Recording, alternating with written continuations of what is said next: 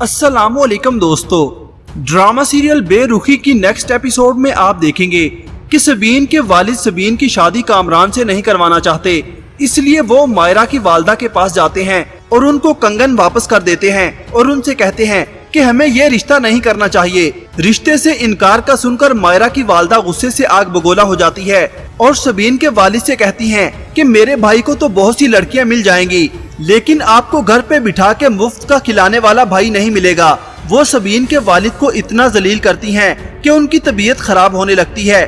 वो बड़ी मुश्किल से घर पहुंचते हैं और किसी को बगैर बताए अपने कमरे में जाकर दरवाजा बंद कर लेते हैं, जिसके बाद उनकी तबीयत मजीद बिगड़ जाती है और वो बेहोश होकर गिर जाते हैं। अगले दिन सबीन कमरे में आती है तो अपने वालिद को उठाती है, मगर सबीन के वालिद नहीं उठते। उनको इमरजेंसी की सूरत में अस्पताल ले जाया जाता है। वहाँ पर उनकी मौत हो जाती है।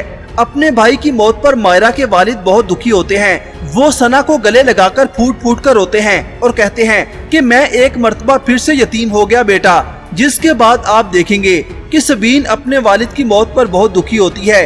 किसी को ये बात पता नहीं चलती कि सबीन के वालिद की मौत की क्या वजह बनी। सबीन अपने वालिद के कुर्ते को गले से लगाकर फूट फूट कर रोती है। जिसके बाद आप देखेंगे कि नबील कमरे से वो कंगन ढूंढता है।